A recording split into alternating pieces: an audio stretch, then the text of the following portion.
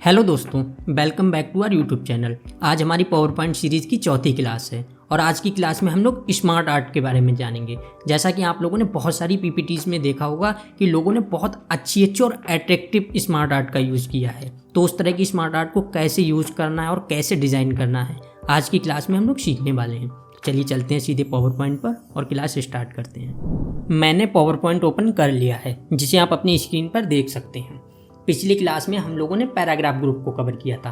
इसमें जितने भी पॉइंट्स थे सबको हमने एक एक करके बहुत अच्छे से सीख लिया है। अगर आपने वो वीडियो नहीं देखी है तो ऊपर आई बटन पर प्लेलिस्ट दी गई है, आप वीडियो देख सकते हैं। तो आगे चलते हैं टॉपिक पर।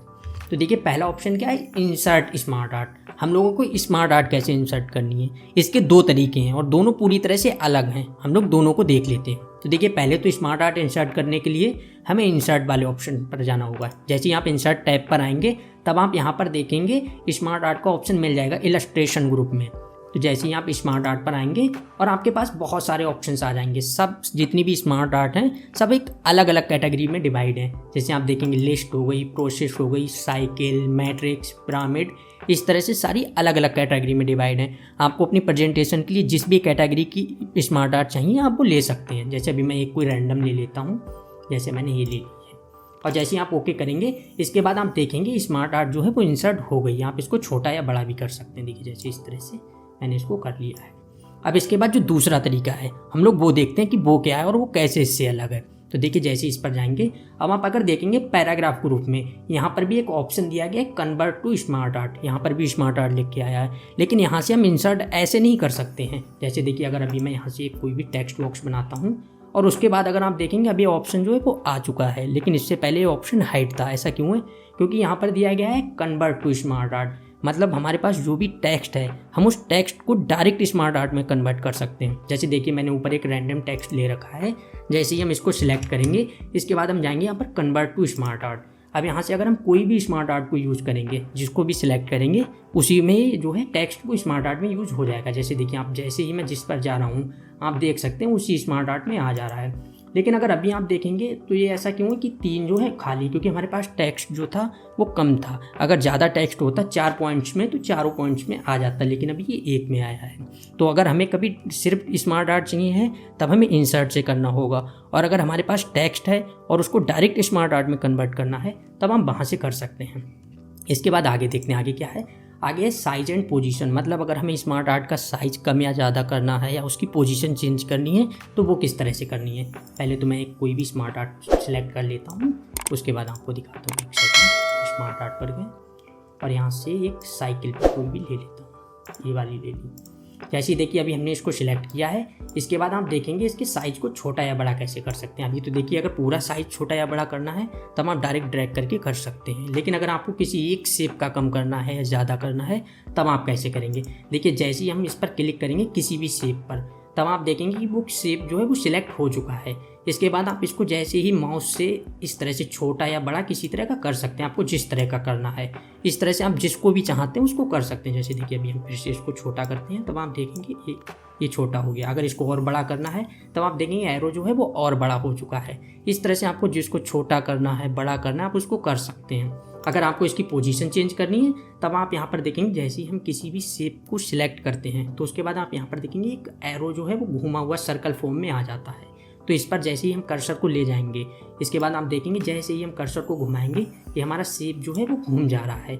इस तरह से सारे इस तरह से सारे शेप जो है वो घूम जाते हैं। आपको जिस भी तरह से घुमाना है, जिस भी पोजीशन में ले जाना है, आप मैनुअली इसको इस तरह से ले जा सकते हैं।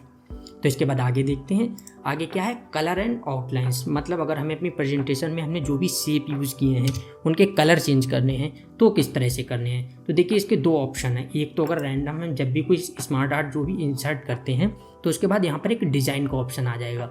डिज़ाइन वाले ऑप्शन में आप यहाँ पर देखेंगे चेंज कलर करके आ रहा है। जैसे ही आप इस पर क्लिक करेंगे तब आप देखेंगे बहुत सारे आपको प्री डिज़ाइंड कलर हैं। आप इनमें से कोई सा भी यूज कर सकते हैं। जैसे अभी आप देखेंगे मैं जिस पर भी कर्सर ले जा रहा हूँ आप देखेंगे इसका कलर जो है चेंज हो रहा है। लेकिन अगर आपको एक एक करके सबका कलर चेंज करना है तो वो कैसे करना है वो हम देखते हैं। जैसे अभी मैं देखिए चारों ब्लू ले लिए हैं। अब इसके बाद अगर हमें कलर चेंज करने हैं तो देखिए किसी एक शेप पर क्लिक करेंगे। इसके बाद जैसे ही हम राइट क्लिक करेंगे तब आप देखेंगे यहाँ पर ऑप्शन आ जाएंगे, एक फिल का, एक आउटलाइन का। तो जैसे ही हम फिल वाले ऑप्शन पर जाएंगे, इसके बाद आप देखेंगे हमारे पास जो है बहुत सारे कलर्स आ जाएंगे। आप जिस भी कलर को सिलेक्ट करना चाहते हैं आप उसको सिलेक्ट कर सकते हैं, वही कलर उसमें फिल हो जाएगा। जैसे देखिए अगर मैं अभी इसको ग्रीन कर लेता हूँ तब आप देखेंगे ग्रीन कलर आ चुका है। अगर इसी तरह से आपको इसकी आउटलाइन चेंज करनी है तो आप वो भी कर सकते हैं, वो भी मैं आपको दिखा देता हूँ। जैसे देखिए अभी मैं इसको ब्लैक कर लेता हूँ, ब्लैक के बाद अभी मैं इसकी आउटलाइन रेड करूँगा जिससे आपको दिख जाए। देखिए इस तरह से मैं अगर अभी रेड पर लाता हूँ तब आप देखेंगे दिख रही है। अगर आपको नहीं दिख रही तो मैं फिर से एक सेकंड वाइट कर देता हूँ। अब आप देख सकते हैं इसकी आउटलाइन जो है वो रेड हो चुकी है। इस तरह से आपको कोई भी कलर चेंज करना है या उसकी आउटलाइन चेंज करनी है, आप एक एक करके कर सकते हैं। जैसे देखिए फिर से अगर यहाँ से जाएंगे, आप फिल का ऑप्शन दिया गया है, आपको इसका जो कलर करना है आप इस तरह से एक एक करके मैनुअली इसका कलर जो है वो चेंज कर सकते हैं। तो आगे देखते हैं आगे क्या है। शेप चेंज, मतलब अगर हमें अभी कोई भी शेप चेंज करना है, अभी तो हम लोगों ने देखा था कि उसका कलर चेंज करना है, लेकिन अगर अब हमने इसका किसी का शेप ही चेंज करना है तो वो कैसे करना है। अगर हम रैंडम कोई भी यहाँ से अगर हम स्मार्ट आर्ट इंसर्ट करते हैं तब आप देखेंगे उसमें जो शेप दिए गए हम लोगों के पास वही शेप आते हैं, लेकिन अगर हम इसको चेंज करना चाहते हैं तो वो कैसे करना है वो मैं दिखाता हूँ। जैसे अभी आप देखेंगे यहाँ पर 3-4 रेक्टेंगल दिए गए हैं, अगर आप चाहते हैं इनको चेंज करना तो वो किस तरह से, जैसे आप चाहते कि सपोज एक सर्कल हो, एक ट्रायंगल हो, एक रेक्टेंगल हो, इस तरह से कैसे इंसर्ट करना है, क्योंकि ये तो कहीं पर भी स्मार्ट आर्ट में नहीं दिया गया है। हम लोग ये देखते हैं। जैसे अगर हमें कोई भी चेंज करना है, जैसे अगर अभी मैं देखता हूँ ऊपर वाला जो भी मैंने लिया है रेक्टेंगल, अगर आप चाहते हैं इसको ट्रायंगल करना, कोई भी शेप में करना चाहते हैं तो उसको देख लेते हैं। जैसे आप देखिए राइट क्लिक करेंगे, इसके बाद आप देखेंगे यहाँ पर ऑप्शन आ जाता है चेंज शेप का। जैसे आप चेंज शेप पर जाएंगे तब आपके पास देखिए बहुत सारे ऑप्शंस आ जाएंगे शेप के। आप इनमें से जो भी शेप यूज करना चाहते हैं आप उस शेप को यूज कर सकते हैं। जैसे देखिए अगर मैं अभी इसमें कोई भी कर देता हूँ, अभी रेक्टेंगल है तो मैं सर्कल कर देता हूँ। देखिए जैसे ही सर्कल करेंगे अब आप देखेंगे सर्कल आ चुका है, लेकिन अभी सर्कल फॉर्म में नहीं, आप इसको थोड़ा सही कर सकते हैं, इस तरह से सर्कल बना सकते हैं। तो देखिए इस तरह से आपको कोई भी चेंज करना, अगर कोई और भी शेप चेंज करना है तो आप वो भी कर सकते हैं। जैसे देखिए अगर इसको अभी मैं ट्रायंगल करता हूँ तब आप चेंज शेप पर जाएंगे, ट्रायंगल पर करेंगे, ट्रायंगल पर। अब इसके बाद आप देखेंगे वो शेप जो है वो ट्रायंगल हो चुका है।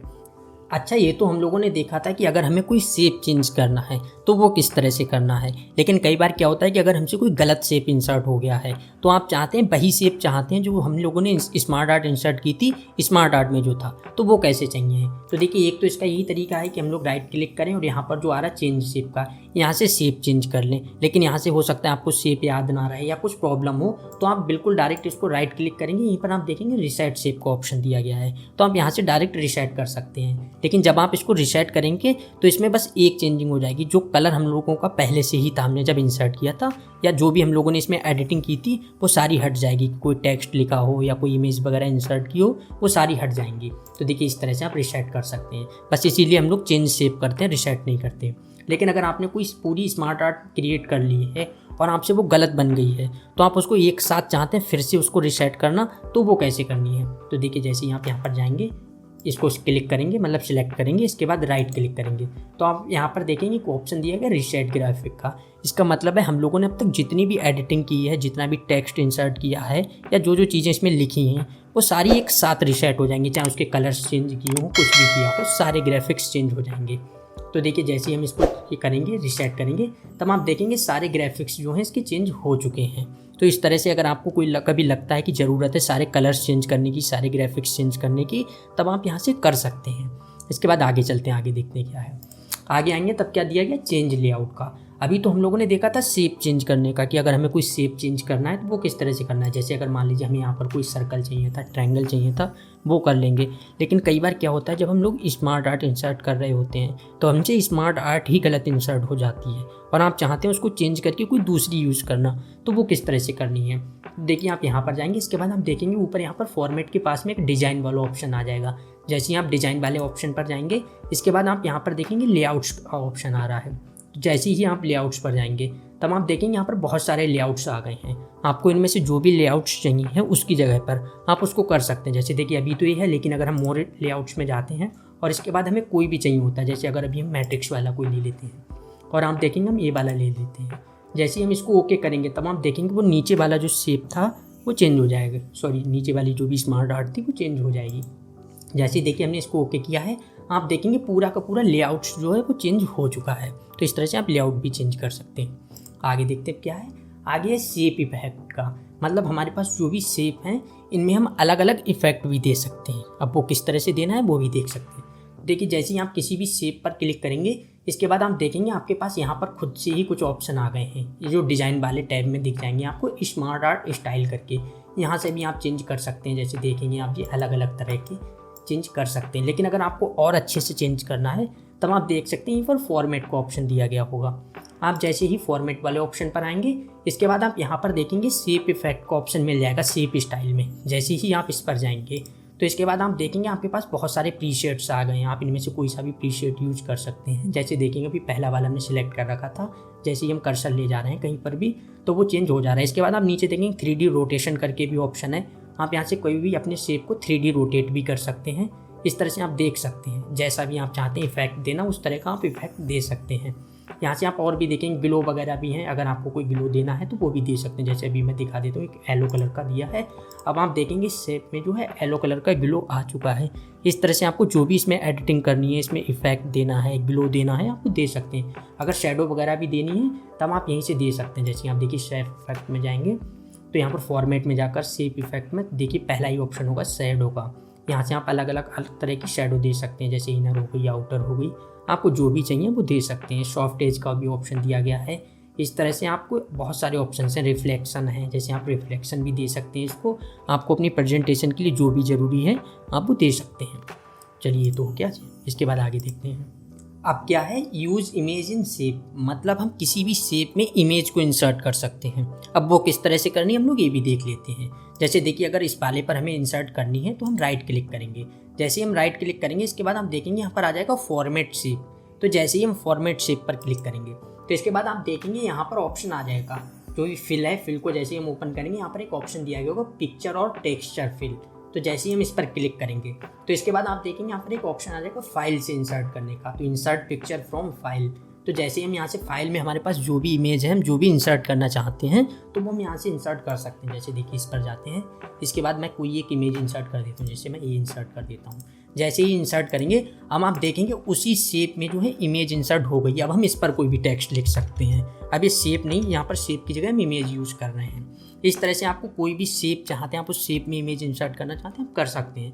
अगर आपके पास कोई दूसरा शेप है तो आप इस तरह से शेप भी, जैसे अभी हम लोगों ने शेप चेंज करना सीखा था, वो शेप भी चेंज कर सकते हैं। जैसे देखिए अभी मैं दिखा देता हूँ चेंज करके आपको, फिर उसमें इंसर्ट करके भी दिखा देता हूँ। जैसे अगर मैंने ए वाला शेप लिया, अगर आप इसमें भी इमेज इंसर्ट करना चाहते हैं तो हम इसमें भी करके देख लेते हैं किस तरह से होगी, देख लेते हैं। जैसे देखिए इस पर आएंगे, अब आप देखेंगे हमारी जो इमेज है वो आ चुकी है, लेकिन जिस तरह का हमारा शेप था वो उसी तरह से डिज़ाइन करेगा इमेज को। जहाँ पर शेप नहीं है वहाँ पर वो क्रॉप कर देगा उसको। तो इस तरह से आप किसी भी इमेज को शेप में भी इंसर्ट कर सकते हैं। आगे देखते हैं। अब क्या है टेक्स्ट इनटू स्मार्ट आर्ट, मतलब हमें अपने टेक्स्ट को स्मार्ट आर्ट में कैसे चेंज करना है। डायरेक्ट अगर हमारे पास टेक्स्ट है तो उसको कैसे करना है ये लोग हम देख चुके हैं। पैराग्राफ वाले जो सेक्शन था उसमें हम देख चुके थे। जैसे देखिए इसको अगर हम सिलेक्ट करेंगे तब यहाँ पर देखिए कन्वर्ट टू स्मार्ट आर्ट, ये वही है। तो देखिए जैसे ही हम इस पर क्लिक करेंगे आपको इस पर से कोई सी भी इंसर्ट करनी है, आप इस तरह से देखेंगे। जैसे ही हम जिस पर भी ले जाएंगे आप देख सकते हैं कि वो जो है डायरेक्ट टेक्स्ट को स्मार्ट आर्ट में चेंज कर देता है। तो इस तरह से हम लोग अपने टेक्स्ट को स्मार्ट आर्ट में चेंज कर सकते हैं। इसके बाद आगे देखते हैं आगे क्या है। तो आगे हम देखेंगे आगे क्या है चेंज आर्ट इनटू टेक्स्ट, मतलब हमारे पास जो भी स्मार्ट आर्ट दिया गया है, हमने जो स्मार्ट आर्ट डिज़ाइन की है, अगर आप चाहते हैं उस स्मार्ट आर्ट को डायरेक्ट टेक्स्ट में लाना कि आपको वो स्मार्ट आर्ट नहीं रखनी है, तो आपको वो कैसे करना है। तो आपको डायरेक्ट इसको डिलीट करके एक एक करके कॉपी पेस्ट करने की ज़रूरत नहीं है। आप एक साथ स्मार्ट आर्ट को डिलीट करके सारा कंटेंट टेक्स्ट फॉर्म में ले सकते हैं। तो देखिए उसके लिए क्या करना है, जैसे ही आप इस पर क्लिक करेंगे तो इसके बाद आप देखेंगे डिज़ाइन वाला एक टैब आ जाएगा। तो जैसे ही हम डिज़ाइन वाले टैब पर जाएंगे तब आप यहाँ पर देखेंगे रिसेट का ऑप्शन दिया गया है लास्ट में, जो एक रिसेट का।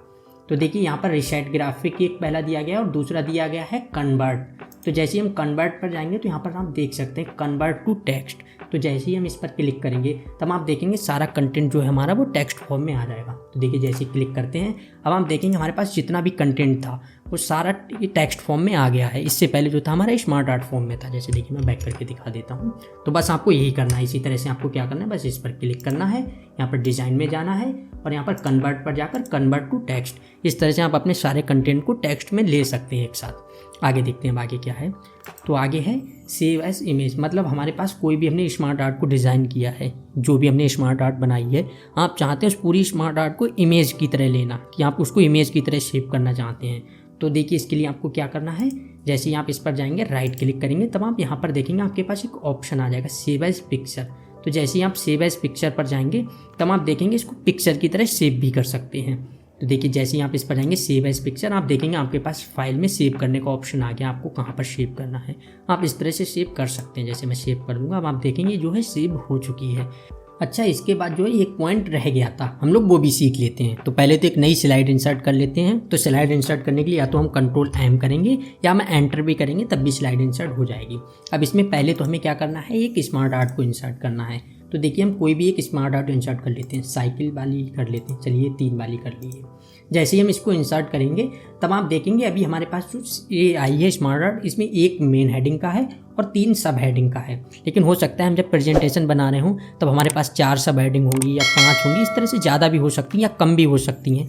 लेकिन अगर आपको वही ये स्मार्ट आर्ट को यूज़ करना है और उसमें वही कंटेंट डालना है, तब आपको किस तरह से चाहिए। जैसे अभी हमारे पास 3 है, लेकिन अगर हमारे पास 5 होती तब हमें किस तरह से लिखना होता। तो देखिए यहाँ पर आप देखेंगे एरो दिया गया है, जैसे आप इस पर क्लिक करेंगे तब आप देखेंगे यहाँ पर 3 सब हेडिंग का ऑप्शन दिया गया, जो हमारे पास 3 शेप हैं, तीनों के ऑप्शन दिए गए, टेक्स्ट लिखा हुआ है। यहाँ से आप टेक्स्ट को भी लिख सकते हैं। जैसे देखिए अगर मैं किसी एक पर लिखता हूँ टेक्स्ट, तब आप देखेंगे जो मैंने उधर टेक्स्ट लिखा है वो यहाँ पर भी एडिट हो गया है। इस तरह से अगर आपको टेक्स्ट लिखना है यहाँ पर, तो आप यहाँ से टेक्स्ट भी लिख सकते हैं।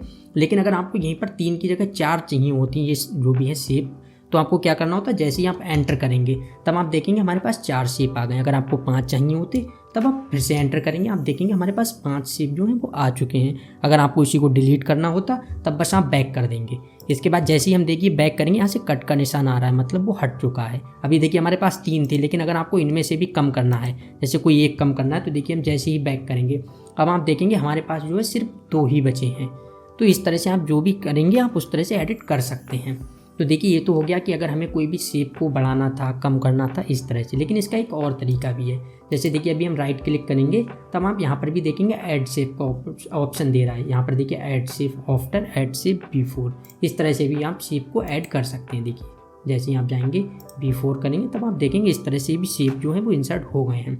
और एक चीज़, जब भी हम इसमें कोई भी टेक्स्ट वगैरह लिखते हैं तब इसमें सेम उसी तरह से एडिटिंग होती है जो हम पिछली क्लासेस में देख चुके थे। जैसे होम टैब में आएंगे, यहीं से सेम उसी तरह से फ़ॉन्ट बढ़ेंगे, उसी तरह से बोल्ड होगा, कलर वगैरह ये सब उसी तरह से चेंज होंगे। अगर आपने पहले वाली वीडियो नहीं देखी है तो आप पहले वाली वीडियो देख सकते हैं, ऊपर आई बटन जो दिया गया वहाँ पर प्लेलिस्ट दी गई है, आप सारी वीडियो देख लीजिए। तो आज की क्लास तो हमारी एंड हो गई। कल की क्लास में हम लोग ड्राइंग वाले सेक्शन को कवर करेंगे। मिलते हैं कल की क्लास में। Thank you.